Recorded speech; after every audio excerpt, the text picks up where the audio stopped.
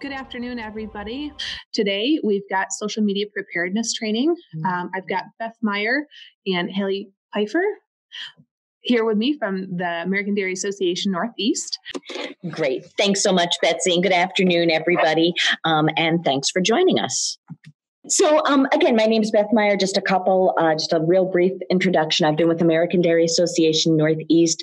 I'm actually celebrating 25 years in March and have worked in various aspects of the communications department, both consumer-facing communications, now over on the farmer relations side of things. I also head up our issues and crisis management program. So essentially, when anything goes bad, I have had some kind of a hand in it one way or the other. So really excited to talk to you guys today about social media, which is something that I'm very passionate about and have worked in a lot over the last several years.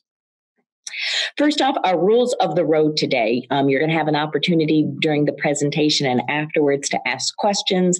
I just want to make sure everyone understands this is a safe space. There's no such thing as a bad question. If there are questions that we don't get a chance to get to, we will go ahead and put them in our in a parking space, so that, because sometimes somebody may have a question, and as we come through, there's probably a better chance to answer this a little bit further on down the road. So I've got my notebook right here so that I can take note of those questions. But if you've got anything you want to ask, please put it in that little chat box. Or certainly the folks at Cooperative Extension know how to get a hold of me once this is all done, if there's something that you'd rather ask about privately. Quick minute on American Dairy Association Northeast. We represent over 10,000 dairy farms in the region of New York, New Jersey, Pennsylvania, Maryland, Delaware, and Northern Virginia. So a really large territory that we cover, over 10,000 dairy farms and marketing milk to about 50 million consumers. So the communications training that we do is just one of literally dozens of programs that we offer both for our farmers and for consumer-facing audiences. So that's a little bit about us and what we do. And again, as hopefully you all know, farmers invest 15 cents per hundredweight. 10 cents of that stays local to organizations like ours, American Dairy Association Northeast. 5 cents of that goes nationally to dairy management, and that goes for larger partnerships. Some of the work that we do with the fast food companies, such as Taco Bell, Domino's, McDonald's, all those sorts of things, as well as the Fuel Up to Play 60 program. Our purpose is to build demand and sales of milk and dairy foods and bolster consumer confidence and trust in dairy farmers. So let's get right into it. Social media, engaging with a faceless audience. So usually we start here thinking about, who's got the various accounts, who has Facebook, who has Twitter, who has Snapchat, who has Instagram. And now, of course, I feel like every day there's different channels that come in and go out, maybe sometimes before I've even gotten a handle on them. So just wanted to go through these numbers really quickly because they're just astounding. And no matter how many times I see these numbers, I'm still shocked at how many people are on social media. So 3.48 billion people are on the various channels. And when you look at these numbers, those are increases. These are the last numbers that we have record for. So the total population of social media, about 84 million. Unique mobile users, that's up 2% from January 18th to January 2019. Internet users up about 9%, which is about 367 million people during that same time period. And the vast majority use social media on their mobile phone or devices, which I don't think is a surprise to anybody in this room.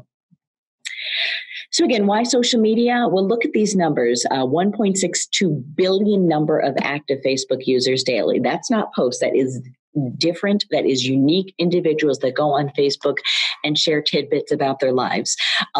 500 million, which is the average number of tweets per day. 5 billion number of YouTube videos viewed per day. I love this one. 300 hours is the amount of video added every single minute to YouTube. It's a lot of cat videos. It's a lot of, not enough wiener dog videos for my taste, but that could certainly be, cow videos and some of the other things that we're all into. Number of active Instagram users daily is about 500 million. And then 52 minutes, the average time a user spends on TikTok daily. TikTok is one of the newer social media channels that has started to become popular. I would say I started hearing about it maybe 4 or 5 months ago. Very popular with that millennial crew. And it is a short form video channel, for want of a better word. Kind of in the same vein as Vine was back in the day, if you're old enough to remember Vine, but goofy little videos that people love to share. There was a challenge a couple of weeks ago that was making the rounds, and it was, let's see if I can describe this. It was people eating cereal out of their friends' mouths. So do you remember this?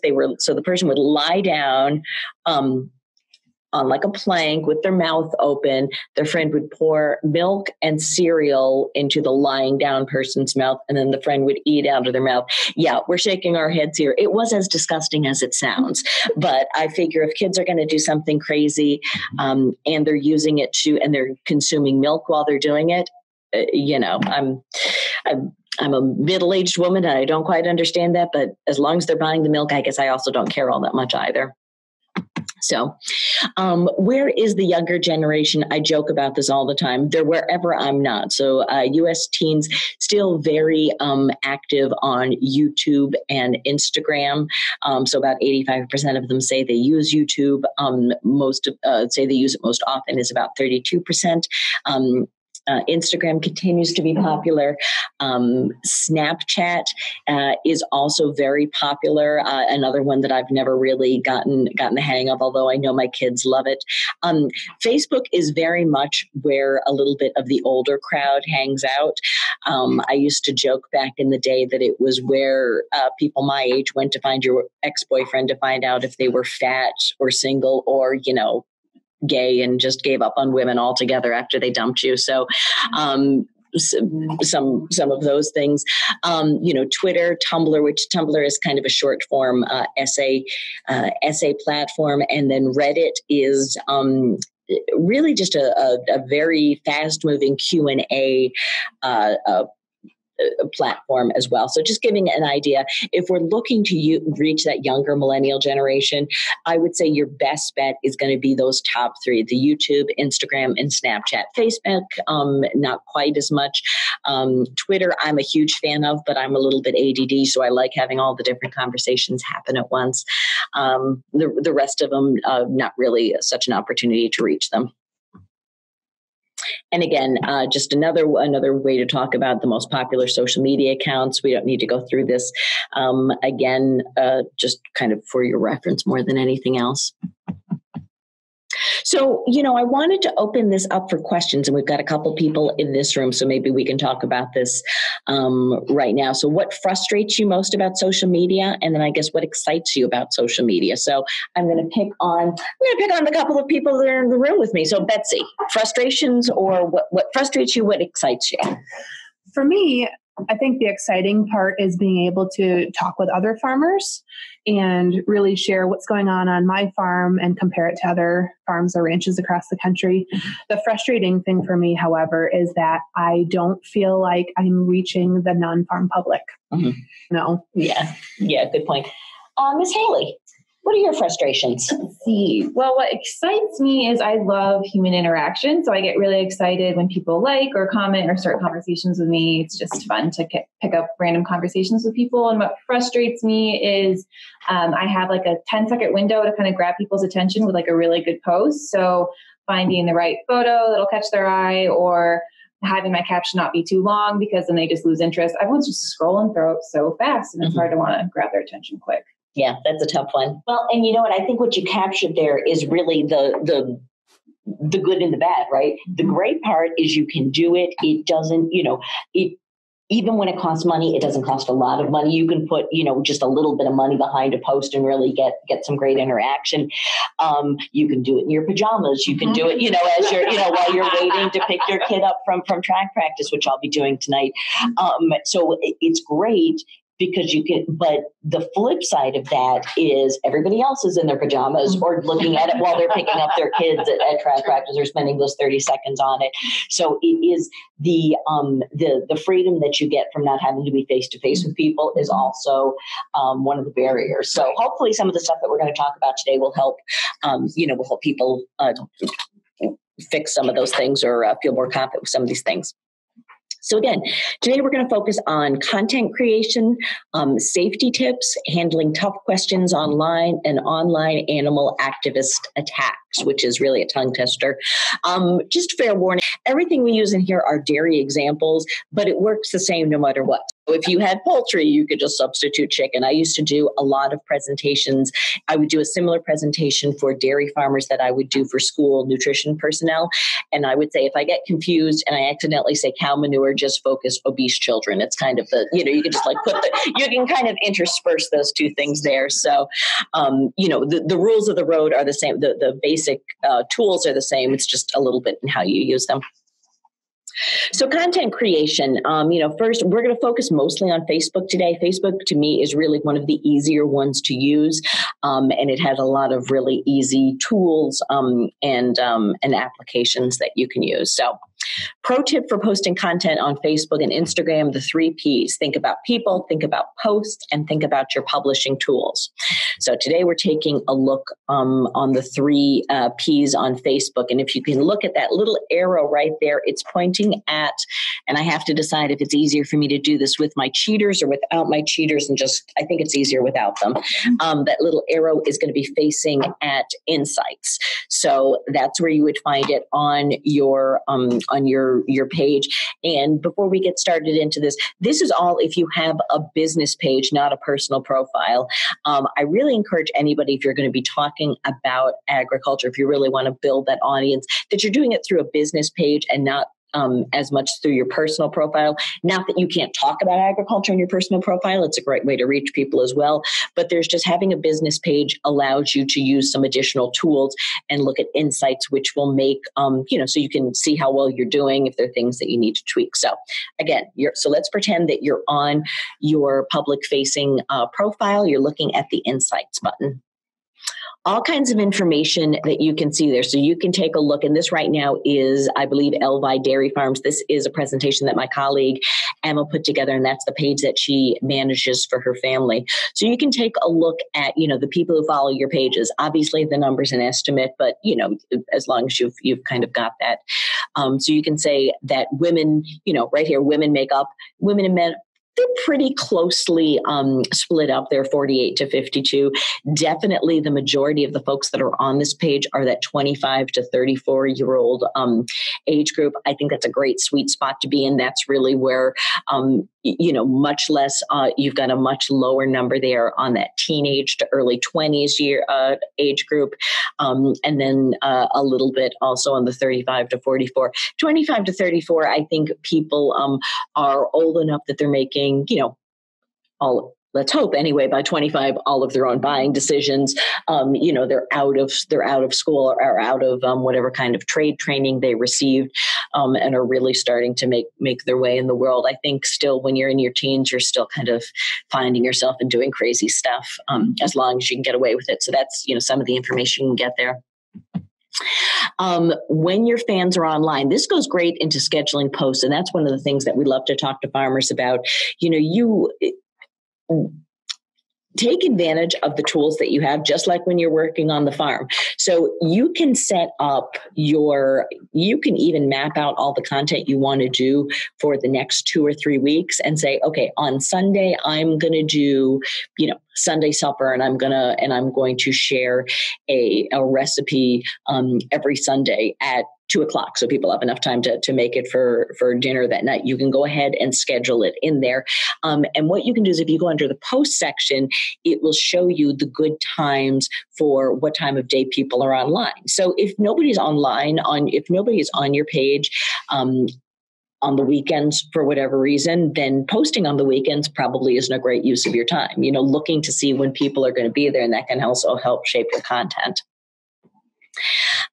This one right here shows the various posts that Emma has done and the reaction to it. So you can show right here that what has been really good, a demonstration of what are some really posts that have done very well, and then maybe posts that haven't done quite so well. So she circled this one here that she did for Thanksgiving, and it looks like look there. It looks like it's a couple of dairy princesses. It's very tiny, so I can't see it very well. But you can see that she reached about 504 people, that she had engagement, which is the likes, shares, and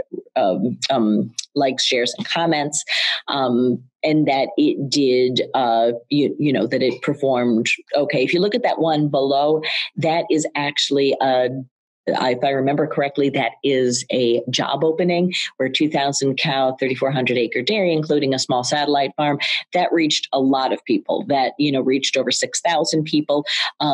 Really a great amount of engagement with that one. Might have to do with the content as well. People look interested in finding out about opportunities. And then if you see way over on the right there where it says boost post, and we're going to talk about this a little bit later, that's where we were talking about the ability to spend just a couple of dollars behind it and help get more eyeballs on your post. And when I say a couple of dollars, I mean, we have seen results come out with as little as $10 or $15. The nice thing about social media is that it is very cost effective to advertise, and certainly a lot easier to advertise because you can do it. It takes, really just minutes to put it up there. So something to think about. This is just some more insights. If you're really a data geek, Emma really loves this kind of stuff. So I'm sure at the seminar that she's giving, she's getting into this in very big detail. This just shows you what's been going on in your page for the last week or so. So, you can see, how are you getting more likes to your page? How is your content being seen and viewed? Are you getting more people in there? Are you getting fewer people in there? So it helps to give you kind of like a week at a glance. And again, if you see up there in that right-hand corner, there's those two little boxes that say organic and paid. Organic is just a post that you put up there all by itself without boosting it. Paid, obviously, is if you pay to boost the post. The way Facebook algorithms are working these days, it is more and more difficult to get traction on an organic post. You are having to put a little bit of money behind it.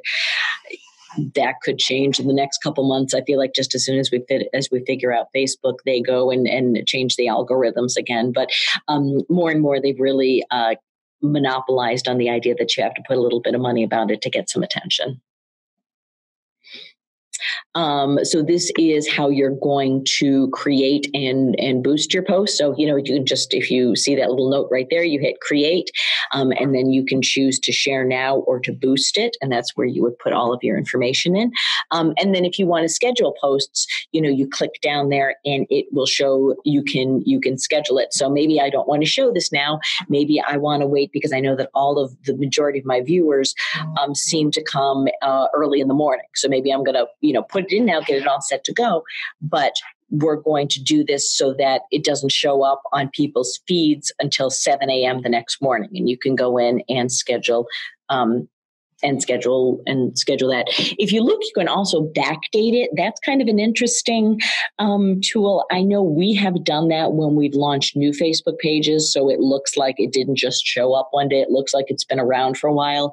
And then save draft. So if you get stuck, if you're trying to come up with something, you get pulled away in the middle of it, you can just save your draft and come back to it later. Again, going back to the publishing, choose the date and the time you want to publish your post. You can, it's really very easy to do. So a couple questions to ask before you actually post. So asking yourself these questions: will my audience understand this reference? So if I'm talking about something that happens on a dairy farm, have I made this easy for people to understand. I don't want to talk down to them like they're stupid, but understanding that the majority of people don't have any idea what happens on a dairy farm. So do I need to put a little bit more context around there?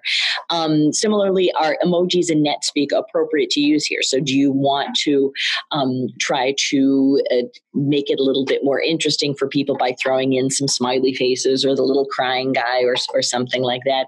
And then similarly, do I need to add more context to this post? Basically, just another way of saying, do I need to explain a little bit more? Do I need to let people know what's happening?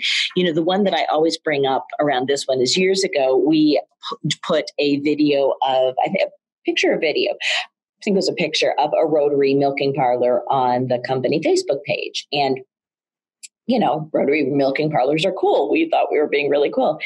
And a woman wrote in and said, oh my God, that's the most horrible thing that I've ever seen in my life. And I saw the post and I was trying to figure out how I was going to respond to it. And a farmer jumped in and said, you're an idiot. Haven't you ever had to stand for 7 minutes? All they have to do is stand there for 7 minutes. So at that point, I decided it was time to jump in before things got ugly. And I said, it looks funny, but cows really enjoy the carousel, and it seemed from what we hear, it relaxes them, and it's harder to get them off at the end because they want to ride it around for another time. And then other people in the community kind of jumped in, which is really what you want to have happen. You don't want to be the one putting the information out there. You want your community to be able to jump in and kind of police itself. And they started talking about, check out this video, check out this. And I always use that example because I was talking to Emma after this happened, and I said, we don't know this woman's experience. We don't know if she thought that they were on that carousel all day long, 24 hours a day. If she's not familiar with it, why would she know any different? So it's really important that you put context in for people. So when you're putting together your posts, think about the following. Most valuable information first, just like a news story. So, cows are milked start to finish 3 times a day on our farm. Milking process is very relaxing, all that kind of information. Editing and rewriting it if it's a longer post or if you're addressing an intense issue. I do suggest, especially if you're going to be doing something complicated, that you write it out as like a note or a Word doc or something like that so that you can cut and paste it. That gives you a chance to go in and finesse your words, make sure nothing's misspelled or there's no grammar mistakes. And really, in terms of what people want to do, what I've always heard is you don't want people to have to click down. Sometimes you'll see a Facebook post and it goes on, and you're scrolling and they're still talking and nobody's paying attention. Once you get that long, nobody's paying any attention to that. Okay. So you really want to make sure that people don't have to click down to read the rest of your post. Use hashtags, but don't overdo it. We encourage that you capitalize multi-word hashtags for clarity. So we've given some examples there, Dairy Fan, National Dairy Month, Undeniably Dairy. It's a good idea to do that because otherwise you can kind of look at those hashtags and you're not quite sure what they're trying to say. Give a shout out with a mention with the @ or a tag whenever possible. This helps get your post shown on other people's pages, and then inevitably that person will come back and like what you've said, or they may decide to add to it as well. A call to action is fantastic. It's a great way to get people involved. The famous example is the dairy dance-off, but it can be something simple as, anyone guess when the corn is going to reach, what is it, knee-high by 4th of July? When is the corn going to get to be knee-high? When Sally's going to have her next calf, those sorts of things. And then thinking about jargon. So are you using terms like TMR, corn stubble, CAFO, fresh cow, kidding season? I don't know. Is it kidding season right now? Because all of a sudden I have started to see all of these posts about kidding season. And it did take me a couple before I was just like, oh, that's right. That doesn't refer to actual children. That refers to animals. So just, remembering your audience. So example of content, this is Joanna Bossard from Barbland Dairy. She is one of the best out there, and she is just, I think some people are just a natural at social media. Joanna is great at, putting all of these things together. And this got a lot of attention. So breaking news, no farms closed today due to the blizzard. So if you look, she's got lots of little characters in there, talking about what it is. Every dairy farmer will be out in the blistering cold, whipping wind, heavy snow, and freezing temperatures, caring for their animals.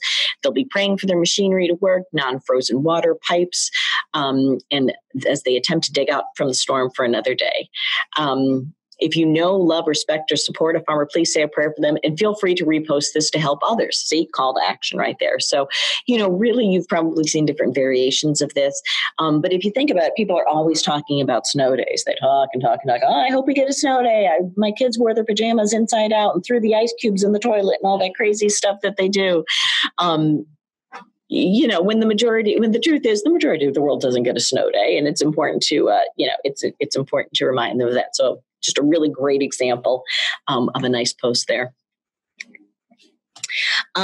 Live video is one of the best ways to reach people. This was Birthing Center calf update. So this was a calf that was born at the Birthing Center in August at the New York State Fair.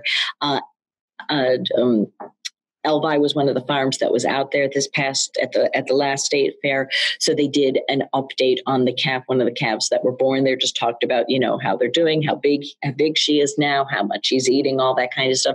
Just really easy stuff. But people love, they're obsessed with the birthing center at the state fair. They feel like they've got a piece of these animals because they've watched them be born. They have a real commitment to them. So just sharing a quick little video doesn't have to be very long or very detailed. Trying to see if there's a time on here, and it looks like it was just over little over a minute. But if you can see, 5,600 people reached, almost 1,600 engagements. That's a great post, for something that probably took 3 minutes to do. I love these, and you can do this on Instagram. These little, the little questions that you can ask people. So I think that's, again, a really easy way to put a post together. Really important, and I want to spend some time on this, important that we want to build dairy up without tearing agriculture down. So, we see this one picture here, vegans don't drink milk because it exploits cows, but they eat rice. And it's really kind of a depressing picture of them in mud. And we're all in this together.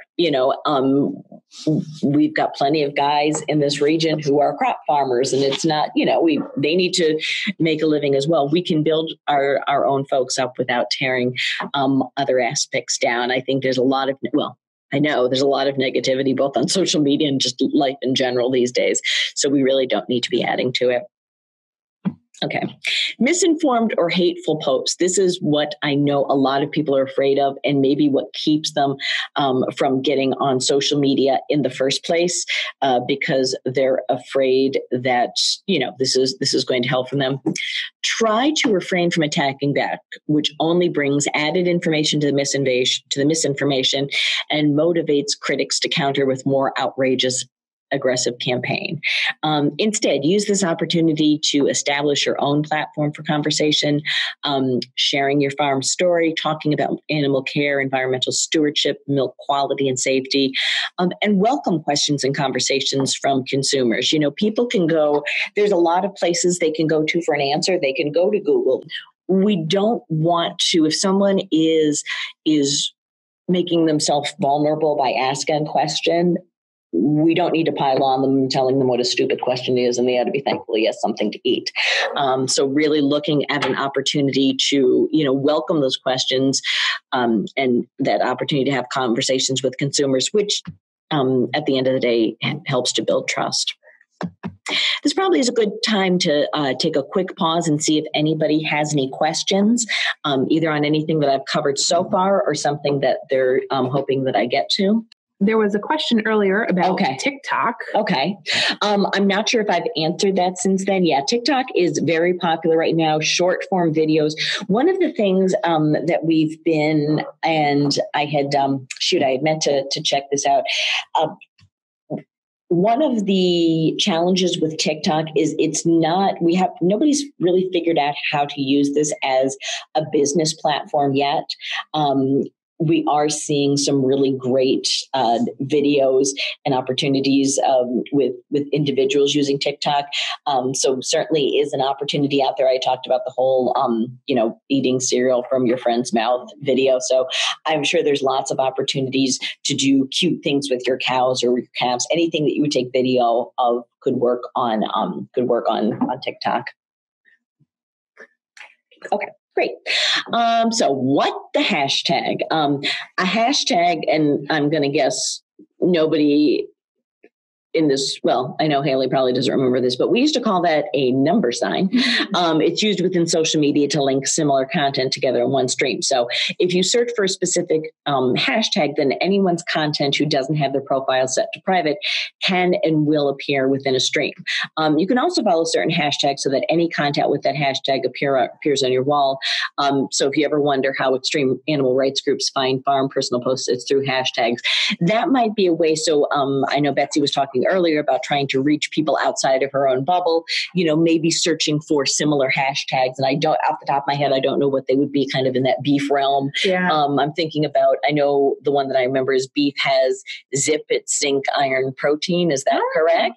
That's not one that I follow. I think it was, I was going to say, I believe it is quite old. So I don't know if they've moved on for that. And I apologize to the beef farmer. So, I don't know. And I don't know if you would do that like with, so who's looking for protein? Bodybuilders and that's a good point. Athletes, maybe that's an opportunity to search out some additional, people to follow. Yeah. Yeah. And the other thing that I use is New York Beef Council. I follow their hashtags. And I need to start remembering what that list of hashtags are so I can post them on my posts.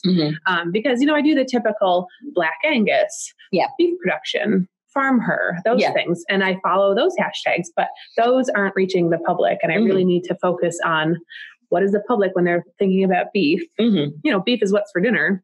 You can follow that. Yeah. But it's some of those other ones that the public are actually really watching that not. So just something to think about. Posting too much or not enough. Yeah, this is always the eternal question. At what point I'm an oversharer. I post anything that comes into my mind. Some of them are funny. I hope they're funny. They're probably not always funny.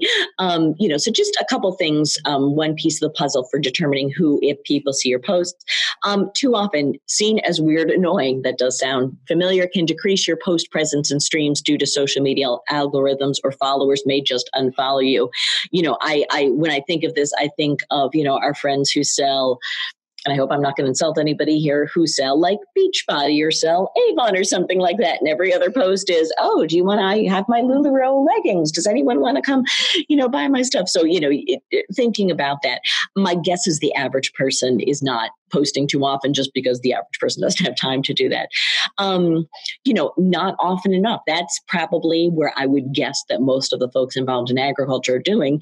Because if you don't have content to engage with, when you do, it won't be seen. You've got to have a certain amount out there so that you're being seen in the algorithms and so that it recognizes you.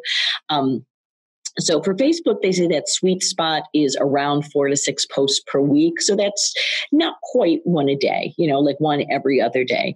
Instagram, no more than 1 post a day. Twitter, no real limit as long as most is engagement conversation. So as long as, you're interacting with somebody. So any thoughts on that? Anybody, I don't know, those numbers surprise anybody? So I don't use Facebook all that much with the farm page, but I do use Instagram a lot. And I think early on, you're tempted to really fill up your page so it doesn't look like you're new. Yeah. And then, you start gaining more followers and interacting with people. And that 1 post a day, I think, is really true. Myself, I tend to try to do no less frequent than 3 times or every 3 days. So if I can do every day, that's great. But sometimes it doesn't work that way because we're busy. Yep. So if I see that it's been 3 days since I posted, I make sure I post.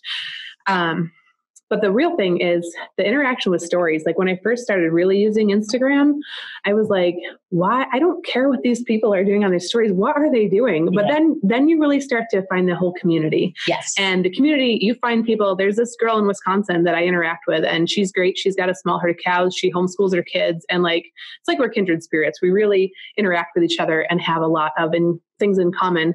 And so, through the stories, we'll tag each other in the stories, and you get these fun battles. You'll see Jess Peterson going back and forth between See Jess Farm and Beef Grow Forage, like dairy's better, beef's better. And it's just a really fun way to engage as a community. So the stories are the way that you can interact daily, even if you can't, come up with a clever post every day. If you only post every 2 days, that's great. Interact on your stories and try to do that at least every day. Even if you say, I'm sick today and things really stink, I'm not going to be that active, but then, hey, feel better. And it's really about the community for me anyways. So. Yeah. I love that you brought up about the community because it's huge. And it's just, to me, it's fascinating that you can have these, relationships with people that you've never met. And it's a chance. Absolutely. There is a woman I can't think where she is. I think she's in Wisconsin. And we started chatting because she has a dachshund and used to own guinea pigs. I have a dachshund. We used to own guinea pigs. Just stupid things like that, that I would never think about, talking. I was going to say I wouldn't think about talking about in my professional life. I do, but I wouldn't, you wouldn't think there are so many people in this world that have wiener dogs, apparently. And apparently they do. Apparently they do. So that's just a lot of fun. So understanding social media algorithms. So each social media network has a unique set of technical elements, logic, usage, analytics that make up the algorithm that delivers content to its users. So Facebook and Twitter is based upon meaningful interactions. So comment activity, back and forth comments on posts, tweets, or a news article or video prompting lots of discussion. If you're getting that, that's going to start popping up more in your feed. Interactive posts that you might want to share and react to. Personal interests. Both sites monitor what your key interests are. So a lot of your posts are education, ag-based. Similar posts will be most seen. We joke all the time about, Big Brother's watching you. Big Brother is watching you. I think we're at this point in our lives. I'm not somebody that has a problem with it. I just feel like that's kind of the price of admission to be in the game these days. They're watching you. You might as well take advantage of it where you can. But that's how I keep finding, other cow posts and wiener dog posts and all these other crazy things. So, if you ever think about, I was just on Amazon looking for a pair of shoes and now they're showing up in my timeline on sale everywhere, that's why. Instagram, it's based on post timeliness. So peak engagement times, base your post viewing based on whether or not you posted it during a common time that your audience is most likely to be using the app. So just a couple of different ways that it does this. So. And Beth, just so you know, I am posting on my Instagram stories right now. Right now. Look at this. It is life imitating art or something like that. I'm not quite sure what that is. Okay, safety tips. Be proactive and set yourself up for success.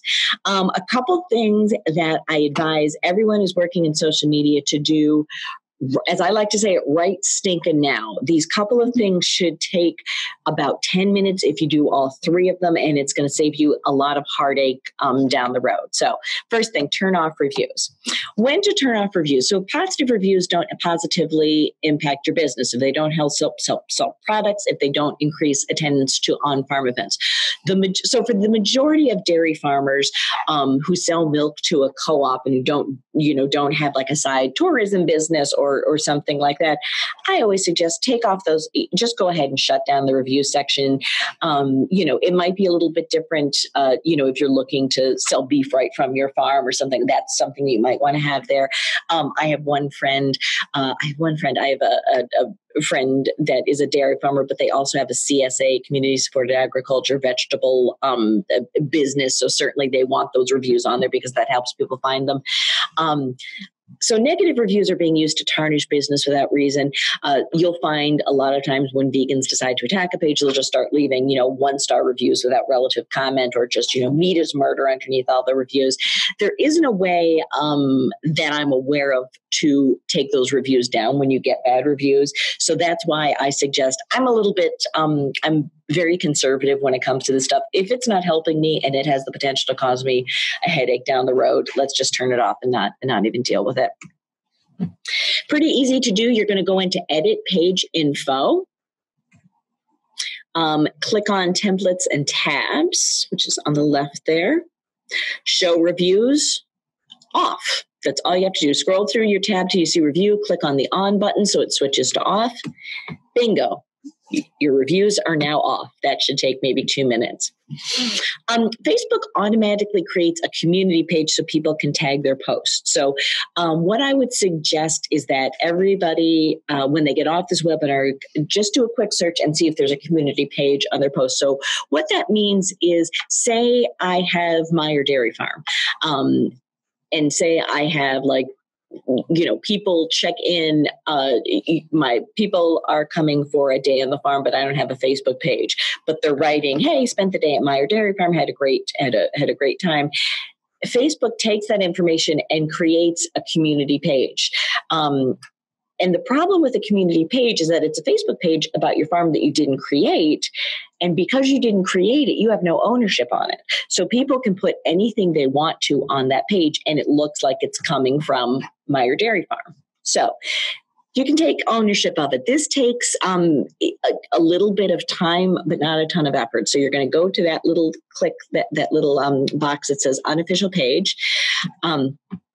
Merge or claim. So if you have a verified page for the business, you can merge this page into the your verified page.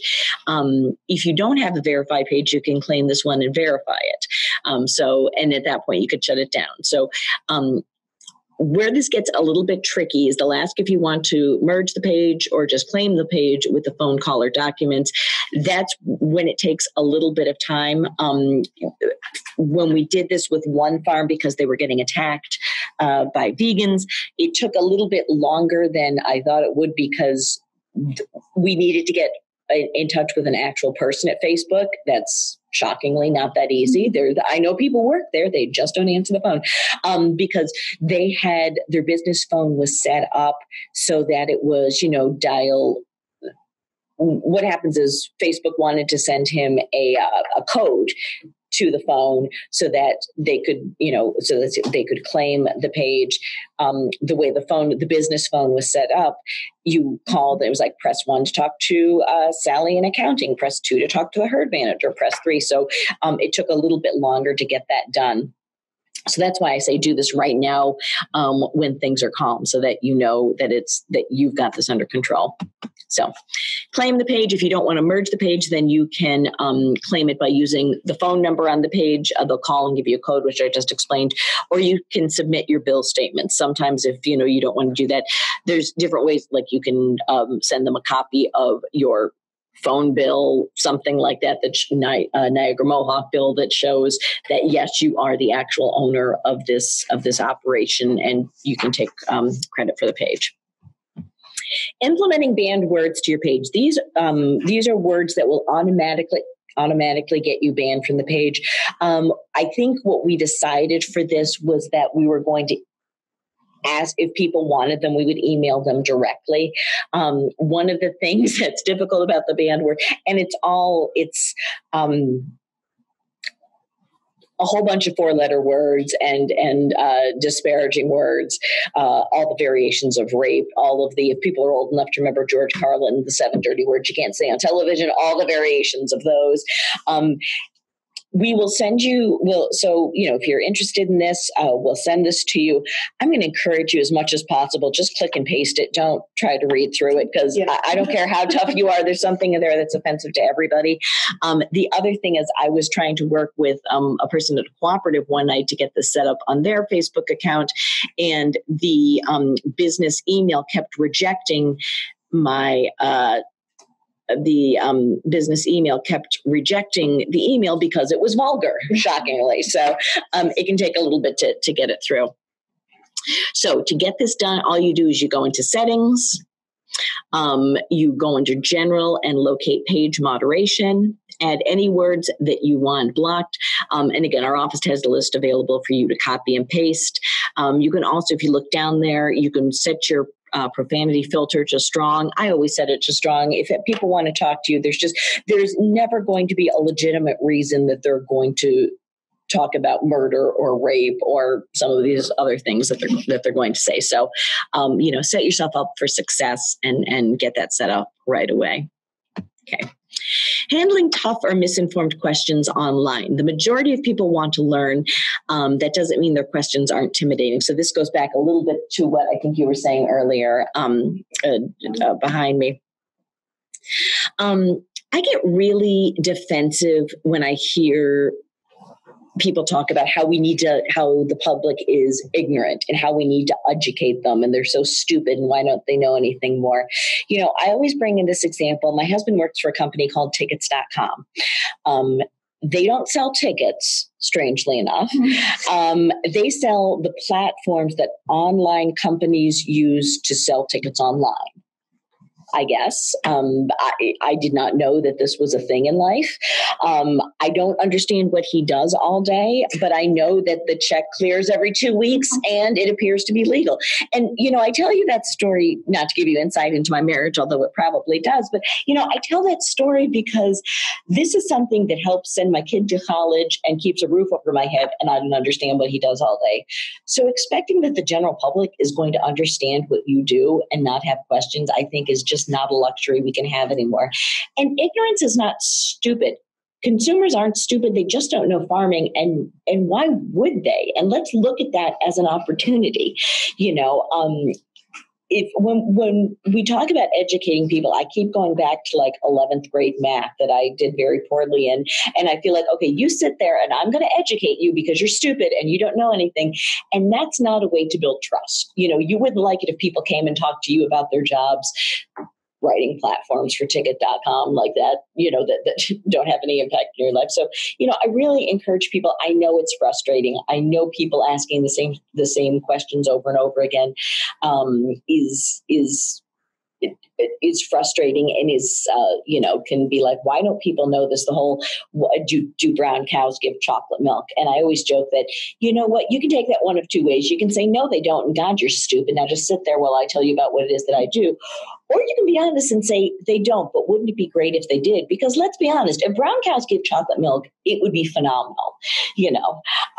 No, you can. So you can answer it like that. Nope, it'd be great if they did, but nope, this cow is a Jersey, and I like Jerseys because they tend to be a little bit smaller, and I think they're cuter.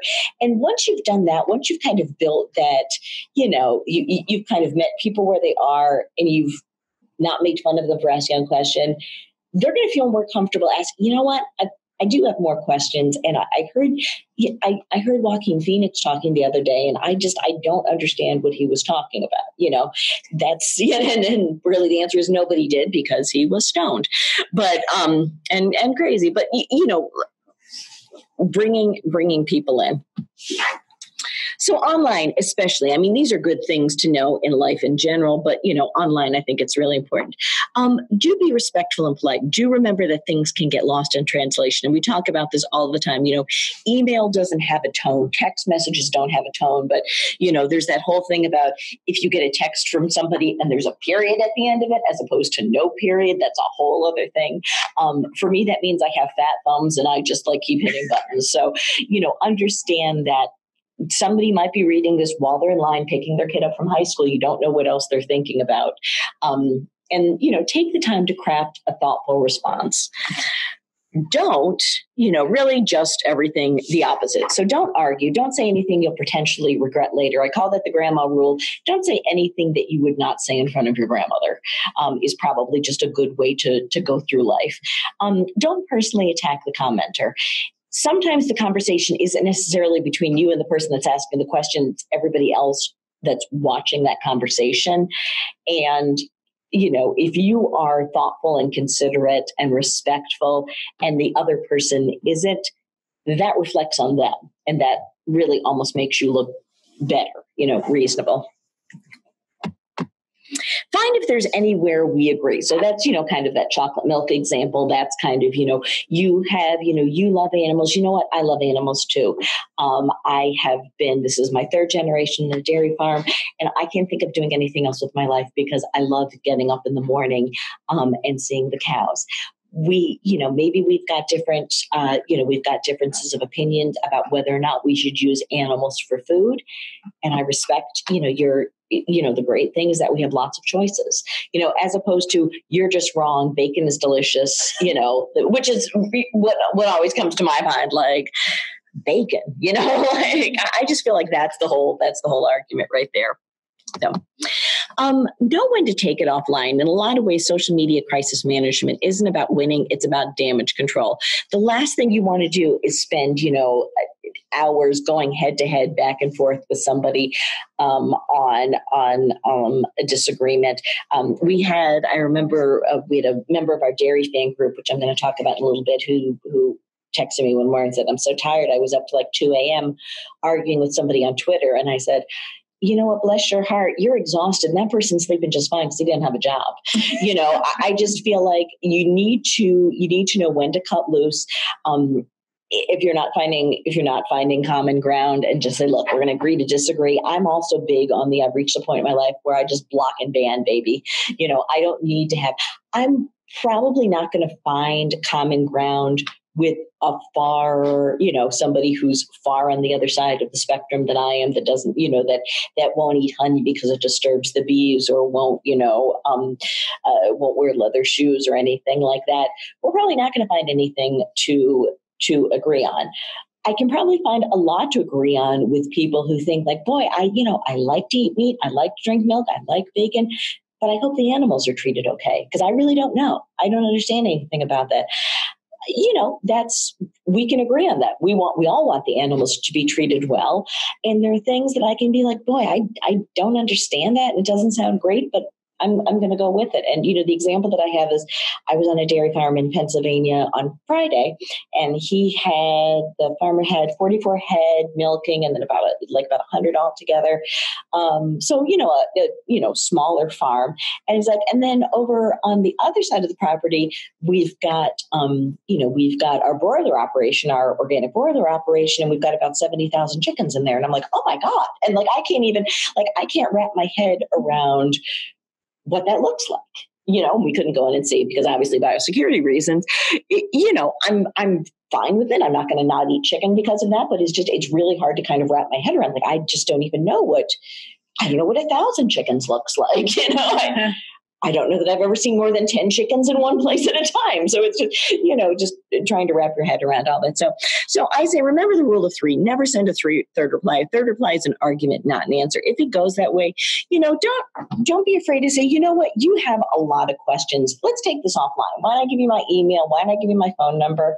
Or you can say, you know what, we're going to have to agree to disagree. And I'm tagging out of this. Have a nice day.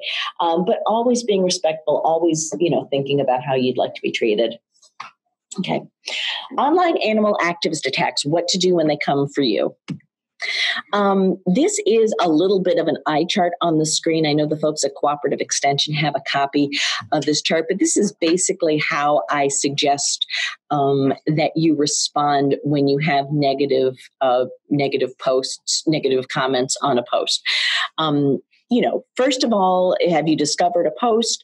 Is it factual and relevant? Nope. Well, you know what? Try to correct the information by engagement and trust. So, hey, you've got some information here. I'm not exactly sure what your source is, but let me tell you what I know. I really like this because this really gives you a step-by-step about how to do this kind of things to keep in mind. So it's really a great resource there. So what to do when things are really getting out of hand. So time to moderate. You can moderate or suspend all visitors' posts to your page. I don't recommend doing this as a general rule because the whole idea of social media is to be social. Hard to be social if you're not letting anybody post anything. But it's something you might want to consider if things are getting out of control for any reason. So the directions here, it's accomplished on the settings page under visitor posts. You can set whether you'll allow any of the photos, videos to be posted, and you can choose to review posts by other people before they're published to the page. You can also disable tagging of your page. And again, depending the type of attention that you're getting, you might want to do that. And then all of the information to walk through this is set up in these posts. So go to general, then visitor posts, indicate which settings you need. I think it's a good idea to review posts by other people before they're published to the page. Not comments that they're making on your post, but I don't think that we owe it to other people to just blanket to let them put whatever they want on the page. And then to prevent tagging of your page, go into general, then others, tagging this page to indicate the setting that you need. The other thing you can do, and this is something that, again, when I first started doing this, I really was uncomfortable with this practice. But again, as I've gotten older, I feel like this is really a very good option if you do run into problems. Temporarily unpublishing your page. If you've got a mob of haters actively attacking you on Facebook, you can use this to render the page completely invisible. I had somebody say, but what about your audience that they've spent so much time building? Usually a few days is all it takes. A few days is enough time that people aren't necessarily going to start wondering where you are. They might think it's an algorithm thing. They might think maybe I just didn't see your post. But from what I've seen, 2 days, maybe 3, they get distracted and they go somewhere else. And again, here's the information here. You go to general, then page visibility, and just click page unpublished.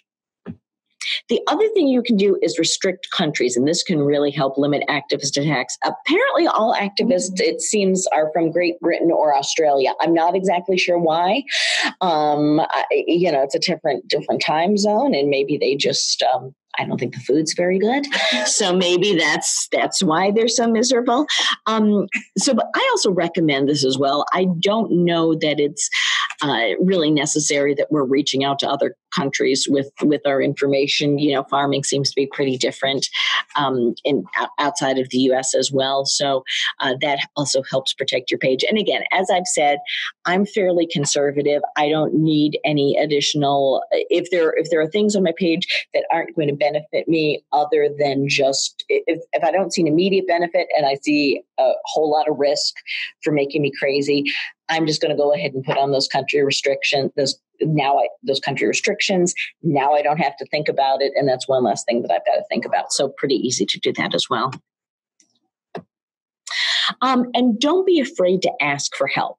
Call in our office to help you monitor your page if something is going on. We've done that before. Certainly get in touch with Emma or myself or Haley or any of our team. We have, as I mentioned, we've got our dairy fan group that I'm going to talk about in a minute. We've done that many times where we put a note in the group saying, hey, you know what? Haley needs a little bit of love on this post. She's getting attacked. We can help put in some positive messaging that will help you drown out the haters, help you spread the message, or just take the pressure off you for a little bit of time. It's pretty disheartening to be getting negative messages on your page. I did get a private message from somebody that every other word was a curse word, and I would have been very insulted if he had spelled any of them correctly. I just thought, boy, they're only 4 letters, but I don't quite know how you couldn't spell any of them correctly. And being me, I was like, do I send this back to him like with a red pencil? Like, I think what you meant to say was blah, blah, blah. But in the end, I just deleted it. So, don't be afraid to ask for help. A lot of times, if I just happen to be on Facebook and I'm trolling one of our other dairy farmers just to see what they're doing, I might shoot them a note if I see something going on, like, hey, I see this happening. Do you need help? You good? So don't be afraid to ask for that. Resources. So apps recommended for social media. These are a bunch that should probably be called Emma's favorite apps, like Oprah's favorite thing. So Pages Manager, if you're managing a farm Facebook page, this is a great app. Layout, that is for photo collages. Grammarly keyboard, it's similar to the emoji or GIF keyboard, helps grammatically edit your text, your captions, your emails. If that's not something that's a skill of yours, certainly have somebody else take a look at the post to see if it makes sense, to see if it's correct. Because, there's something, and I know that about myself, if I see something misspelled or if I see improper grammar, that just just, I'm not likely to trust anything else that you say. I'm not saying it's right. It's just not, it's just the way I am. Legend helps make short, appealing videos out of photos. I don't know if I'm going to pronounce this right. Captiona, an app that will come up with suggestion captions for you. Video Shop or iMovie, which is great for making short farm videos. And Hemingway is an app that helps you edit and enhance your captions. So just a whole bunch of different apps there. It'll make this easier. Website resources, some of our favorites that we send people to for content and for ideas: bestfoodfacts.org, dairygood.org, americandairy.com, gmoanswers.com. Certainly there are ones that are going to be, depending what aspect of agriculture you're involved with. I'm sure there are other ones that could go in there as well. Little plug for our dairy fan group. So this group has been around for, 7 or 8 years, something like that. This is a group of farmers that are active on social media. And we offer monthly opportunities for them. This is through American Dairy Association Northeast, monthly training opportunities. The majority of those are monthly or bi-monthly. The majority of those are webinars. They can be, how to find good content, how to take better pictures, how to protect your page. They can be reviewing current case studies of things that are happening in social media. They usually do one in-person meeting once a year just to help build that community, where we'll do, workshops on photography and new apps and new technology that's coming out to help make telling your story easier. We also do a monthly or a quarterly Twitter party, which are a lot of fun. It's a great way to interact and to get new followers if you're involved in Twitter. So if that's something that you might be interested in, we have a private Facebook group. You can get in touch with one of us from American Dairy, and we can put you in touch with Emma, who runs that program. It's a great place to go for advocacy, for help with social media. We're always bouncing ideas off each other, giving ideas for sharing content. Emma does a monthly calendar and then weekly suggested posts. So, even if you're just like, I have so much in the world going on this week, I'm just going to take these 3 or 4 ideas. I'm going to schedule them. I know they're going to be out there. So that's a really great opportunity as well. And in fact, here you go with the slide right here. So, reasons to join: meeting other advocates, networking, social media training that'll boost your resume, guest speakers, really very few requirements. At least 18 years old, must live or attend school in our region, and passionate about the dairy industry. So not too many qualifiers there.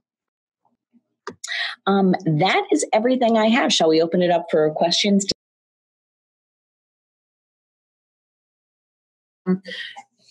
There is a tips for social media content and captions.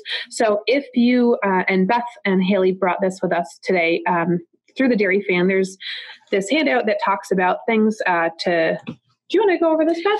I can go over this right now. Okay, tips for social media content and creation and captions. General tip. Think of 3 adjectives that describe your page profile. So Emma put this one together, and she said her example is sarcastic, real, and uplifting. So that kind of helps you stay true to your message and goals on social media. I think it's really important that you have kind of the that your page has kind of that personality that you do. So, for example, I would not do very well running a page for a bank or some other very, what would we call that? Uptight, stringent, very regimented type of thing. So, having those messages and goals in social media. Let's see. And we talked about some of this earlier in the program about giving a shout out with a mention or a tag. Caption ideas. Here are some caption suggestions to get your followers engaged. And these are just like quick ideas that we can go ahead and send to everybody. Ask a question. Hey guys, what do you think is happening in this picture? Or do you think Sally the calf is having, what do you think she's dreaming about? because she's sleeping. Metaphors and captions related to your photos. Ask people to tag a friend. Sally's having a bad, I've named every cow Sally. Sally's having a bad hair day. Why don't you, tag a friend of yours, whose hair looks like this? That would be kind of mean, but something like that. Personal caption, short and fun caption. Let somebody else write your caption.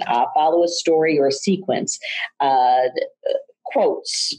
Separate your paragraph using emojis. A title for your caption.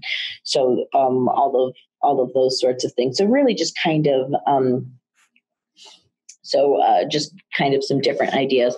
Oh, I am seeing some questions in. So to all panelists, do you think there are any limit to amount of stories per day? I'm assuming you're talking about for Instagram, because we were talking about Instagram a little while ago. I have not seen any kind of limits. I know Jess Peters, there are days I think she does 10 to 12, just little snippets coming in.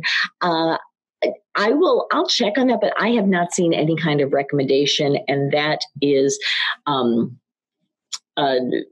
one of those platforms that helps build community. And that's very interactive. So I would not imagine, I wouldn't go much over like 10 a day, just because you probably need to get some actual work done. But yeah, I think that's not as strict as some of the other ones. I would say from my perspective, where you can see at the bottom your interaction, like how many people viewed it. Yep. And if you have a story that tends to be kind of long, like warn people that it might be like 3 sets of stories long, because you tend to lose people if it runs on. And like, I see myself like, wow, yeah, she's just on some random tangent. I'm just like click through it or just exit stories completely. Mm-hmm. So for me, that's what I do. I keep it short, maybe 2, sometimes it's 3 if I'm being really wordy or if I fell down, because I'm often working while I'm posting stories. Yeah. I fell down a lot this time of year. It's slippery out. Yes. So for me, that's what, for keeping it shorter, maybe 1 to 2 long max. Yeah, I agree. I see that other question that says, is there any ideal word count for a post? I'm a big fan of the shorter, the better, enough to get, and I don't have words for that, but account for that, but enough to get your story across without making people scroll more than once. You don't want to have them. And that's actually something that I learned when writing e-blasts. You want it to take no more than one screen. So yeah, I always go on the device of being shorter rather than longer. You're never quite as interesting as you think you are. So if you pay to boost your post, can people see that you paid? Can that be taken as you're trying too hard? Yes, they can see that you paid. It's not. It's not like a huge mention. I think it's hard to kind of describe it. I think it's like right under your post. You'd have to look for it. It's not glaring in your face. Can it be taken as you're trying too hard? I don't think so. I think it's just kind of a recognition of where we are with social media these days. That, we're not going to get that organic audience that we did back when here I am. Hi. That we're not going to get that organic audience that we did maybe in the early days of Facebook or something like that. So I wouldn't use that as a reason not to boost a post. The concern that it looks like you're trying too hard. Mm-hmm. One of the things that Betsy, I don't know if it was you or Lindsay that sent it ahead of time, but we had talked about. I think it's actually this handout right here that I'm trying to see, and it is It's talking about some of the media guidelines for ag safety. And, this piece is old. It looks like it came out in June of 2010, but I think it's really, I think it's still pretty timely, and it talks about some of the things that you might not necessarily think about, but making sure when you're showing pictures on your farm that they are not going to get you in trouble with an OSHA violation or something like that, which you might not think about. There are things that you probably do on your farm that we saw one of our farmers once who posted a tractor, and there was like a little kid, those little kid cars that they drive with the little motors in them, right next to it. And I thought, boy, that doesn't seem safe. I don't know, again, you can't tell from a picture that you're far enough away, you couldn't see them, but, you might want to think twice about something that's going to give people any sense to question what might be going on. So, some of the things that they have here, some of the tips that they have here is like, do show tractors and other farm equipment being maintained and operated safely. That includes rollover protection structures on tractors and proper guards in place on PTOs and other moving parts. That's a great educational, and I just said I don't like the word educational, but that's, that talks about, we hear a lot about farming being a dangerous profession, and it certainly can be. You've got a lot of equipment, you've got animals, you've got weather condition, so there's lots of opportunities for something to go wrong. But this is a great way to talk to consumers about the steps that you take and the steps that you use to train your employees to make sure everybody stays safe. Do show individuals wearing proper fitting personal protective equipment appropriate for the tasks they're performing. Make sure that if you're depicting workers with machinery, making sure they're not wearing loose fitting clothing or anything like jewelry, bandanas that might be entangled. Little things like being aware of the background. Is it free of clutter? Do buildings and equipment appear to be well maintained? A clean, well-ordered background conveys an environment of safety and attention to detail. And that's one of those things, and that could be as easy as cheating it by cropping the photo. Yeah. I've been known to crop a photo when there's a pile of laundry in the background. So just kind of thinking about that's something that might be distracting to people. Don't show individuals riding on wagons in the backs of pickup trucks or as extra riders on tractors, climbing to heights without fall protection, leaning or feeding materials into machines with moving parts or blades. Don't show kids under 14 driving a motorized farm vehicle, riding on adults' laps on a lawn tractor, riding mowers. And we all know, I'm sure we all have had, I didn't because my grandfather grew up in the Bronx. He never had a lawn, but I'm sure everybody's got a picture of them sitting on their grandfather's lap as they were mowing the lawn. Doesn't mean it's safe, doesn't mean, and that's certainly your judgment about whether you're going to do it or not. I'm just going to suggest you don't put it out there. Again, conservative Beth, thinking what has the potential to cause you issues. Don't show children in proximity to large animals unless appropriate barriers are evident.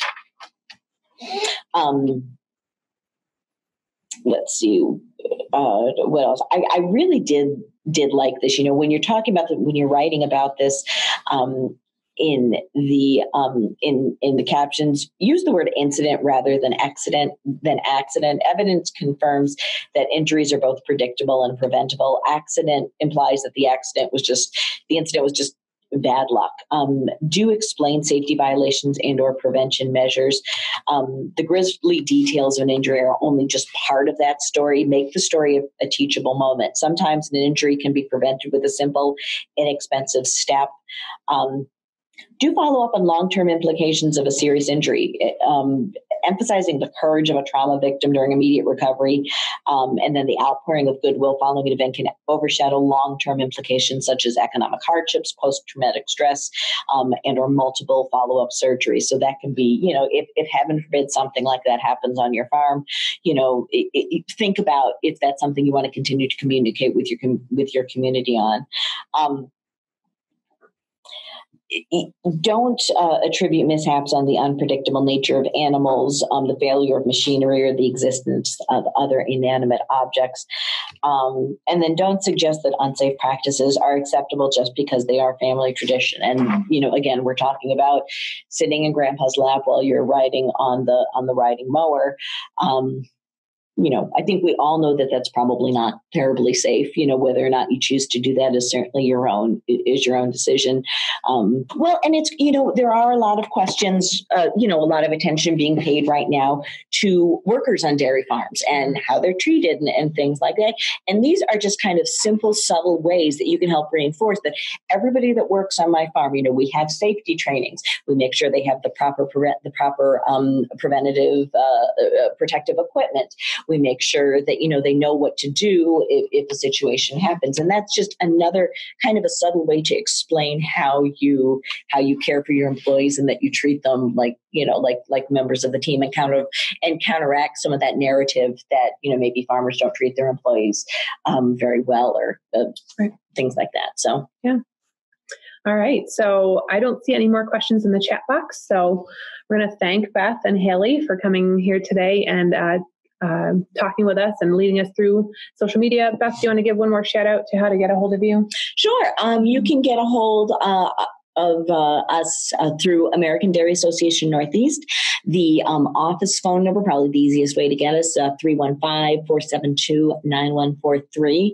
And certainly the folks at Cooperative Extension know where to find us as well, or check out our Facebook page or our website at American Dairy. Yeah, and you're on Instagram too, because I tagged you. That's right. We are on Instagram. That's true. We are on Instagram too. So, yep. So thanks, everybody. We appreciate you tuning in today, and let us know if you have any questions.